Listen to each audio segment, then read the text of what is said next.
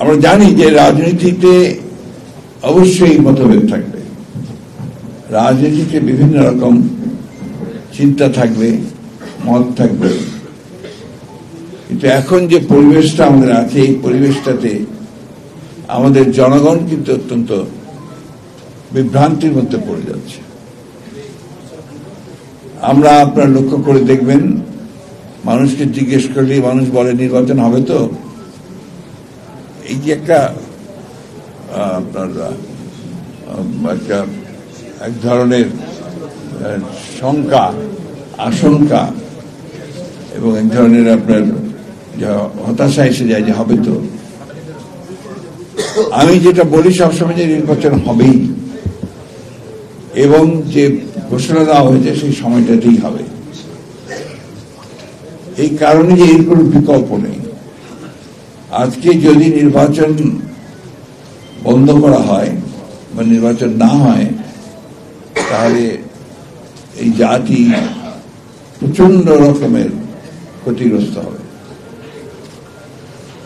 এবং ফ্যাসিবাদের ফিরে আসার সম্ভাবনা অনেক বাড়বে। আপনারা নিশ্চয়ই লক্ষ্য করছেন যে বিভিন্ন খান থেকে বিভিন্ন সময় অনেকেই চেষ্টা করছে এই ফ্যাসিবাদকে নিয়ে আবার কথা বলার জন্য, এবং বিদেশেও আপনার এটা নিয়ে কাজ হচ্ছে। তাই নির্বাচনটা খুব দ্রুত দরকার, সে কথাটা আমরা বারবার বলেছি, এবং আমরা মনে করি যে একটা অবাধ, সুষ্ঠু, নিরপেক্ষ নির্বাচনের মধ্য দিয়েই আমরা আমাদের যে কাঙ্ক্ষিত লক্ষ্য, একটা গণতান্ত্রিক রাষ্ট্র ব্যবস্থা, সেই রাষ্ট্র ব্যবস্থায় আমরা যাওয়ার সুযোগ পাব।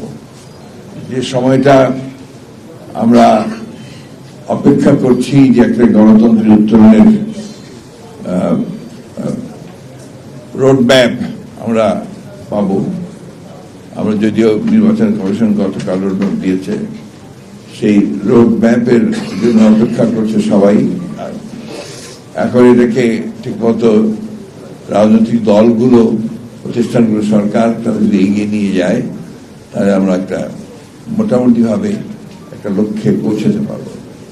আমি কয়েকদিন আগে আমার কিছু হতাশার কথা বলেছিলাম।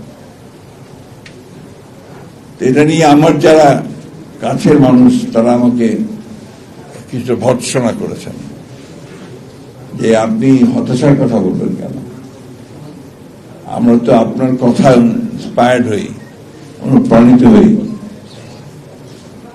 আমি তাদের বলেছিলাম যে যখন এই বয়সে এসে আমি দেখি যে আমার যে এতদিনকার যে স্বপ্ন, যে লড়াই, যে সংগ্রাম আমাদের, সেটা কেন জানি ম্লান হয়ে যাচ্ছে কিছু দুর্বৃত্তের কারণে, তখন স্বাভাবিকভাবেই একটা হতাশা আসতে পারে।